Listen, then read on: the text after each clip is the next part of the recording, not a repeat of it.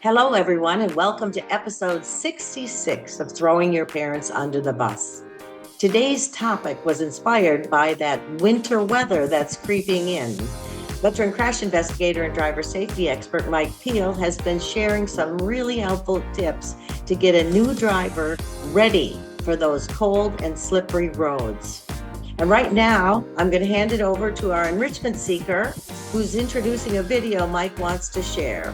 It's a good one and perfect for this time of year. But wait, this morning, actually, Natasha has laryngitis, but she was going to help us out by coming and at least showing her lovely face right now, and we will do her talking for her.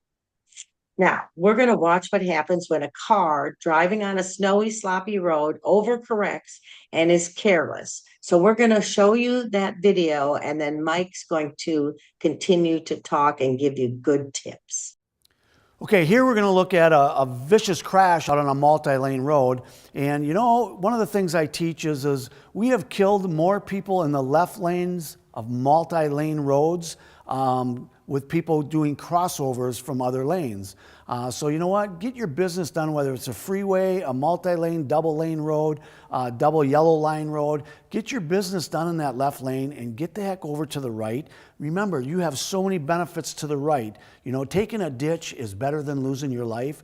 So you're going to watch this happen. What's going to happen here is a car, it's snowy conditions. So whether it's snowy, rainy, foggy, doesn't matter. The car lost control. And if you are ever in a snowy, slushy situation and you are going to change lanes, you never do a fast change lane. You never want to do that fast. You slowly want to move your car into the slush, and you need to hold that wheel steady because the slush is going to suck you out. It's going to want to suck you. And you have a tendency to fight the slush, and you're going to see what happens when you fight the slush. Second thing is this driver here is not paying attention to what's going on in front. So whether they turn to look at a billboard sign, the cell phone, don't know, but they were distracted in the car to move over and hit the center of the slush, and then they overreacted. So let's watch it and you'll see what I'm talking about here.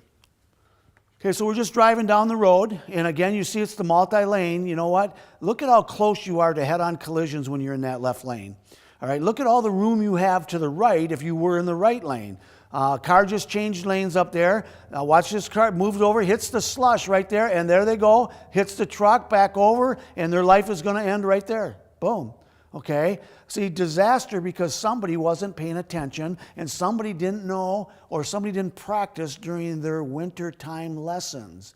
You know what? So, you know what? We need to practice at this stuff. The first snowy day, the first rainy day, you get in the car, that's not the day you go out and you drive normal, because now you have to be more cautious because it's a new event. It's a new thing that just showed up. So pay attention to that.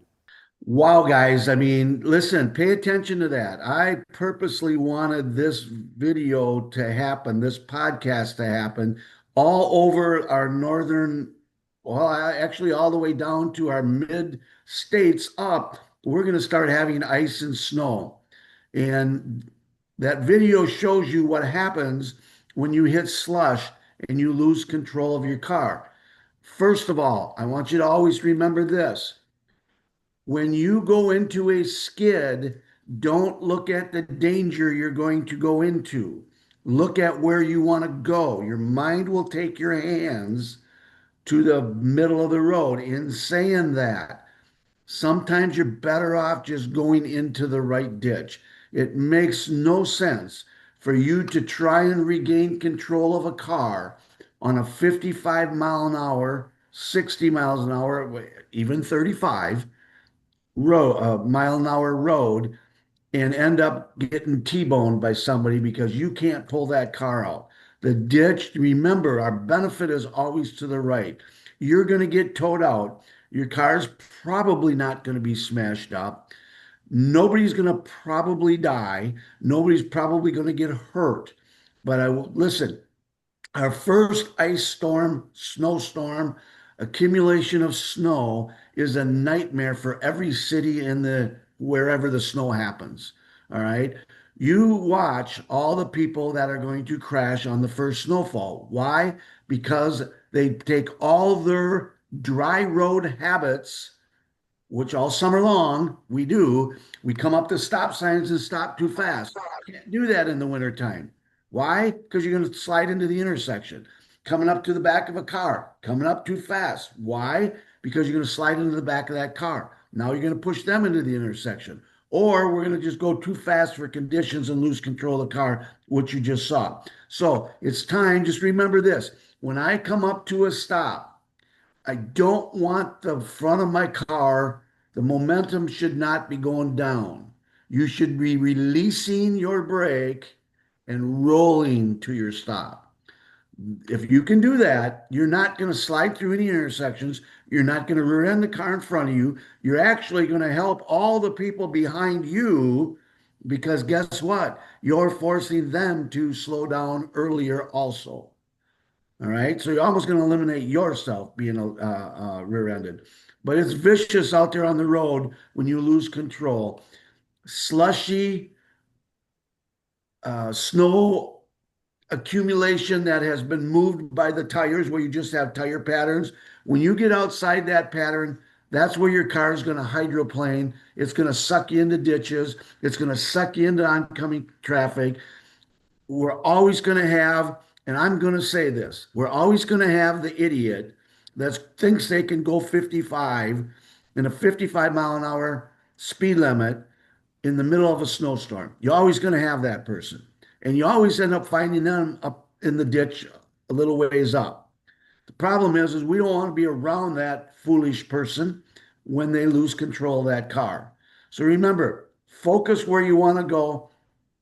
The safest thing most of the time is going to be, yes, the ditch. Because you do not want to go through that head-on collision and that T-bone on an icy road because you've lost control of your car. Slow the car down. Slow the car down. That's all I can say is slow it down. And remember this, go to Costco and get some good tires. All right. I'm just saying, Costco has a really good price and don't be cheap on it. All right. Guess what? Your lives are at stake, who was ever riding and driving in that car. And when people cut corners to get cheaper tires that will last 3 to 5 years, depending on how much driving you do, you need a good winter tire. Heck with the summertime. Heck with the gas mileage. Because if I save 42 cents over the next year because I got all weathers, all weather tires, did you get that? I saved 42 cents. What's the lives worth in the summertime? Get a good winter tire that grips on ice, snow, and forget about saving a dollar or two because our lives are worth all of that. And your deductible on your insurance, you will never recover the difference of cost from the gas mileage, like they say, from the tire that's going to save your life in the wintertime. So just kind of maybe take that into a little thought. So So are you saying that most people should have summer and winter tires? no, because you can drive winter tires in the summer. Okay. You know, I mean, they have good win. So they have a not so good, a medium, and a really good winter tire. But a good winter tire, and I'm not talking winter tires that are designed for just snow. Okay, like your big meat tires on a truck. Mm-hmm. It's still all weather, but when you have aggressive treads, your car is not as smooth on blacktop. So when you get Oh. tiny treads that doesn't shed water or shed snow or spit out slush, when you have them, your car does ride better. And I'm saying give that up. And yes, if you want to have two sets of tires, a good summer tire and a good winter tire, all for it, you know. But how many miles do you put on in the summertime? And how much are you going to wear on that winter tire? That would be up to that. You ask your tire expert that. I'm just saying, I don't think you're going to notice a big one unless you're doing a lot of where you're putting 20,000 miles a year on, where you're doing a lot of traveling.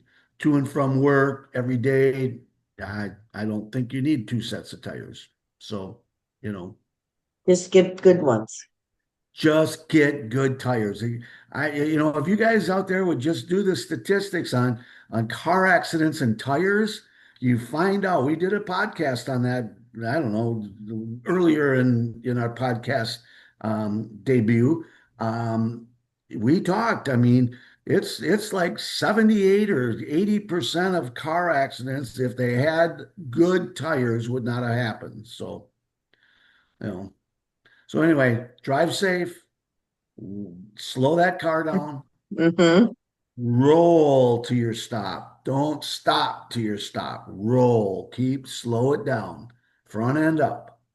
All right. Well, that's great, Mike. And I want to tell you all thanks so much for tuning in. We really appreciate you. And don't forget to share this podcast with your friends and family, and check out more of our episodes at drivesaferidesafe.com/podcast, or on our YouTube channel, which is Drive Safe Ride Safe 1, the number, not the name. And of course, we love to hear from you.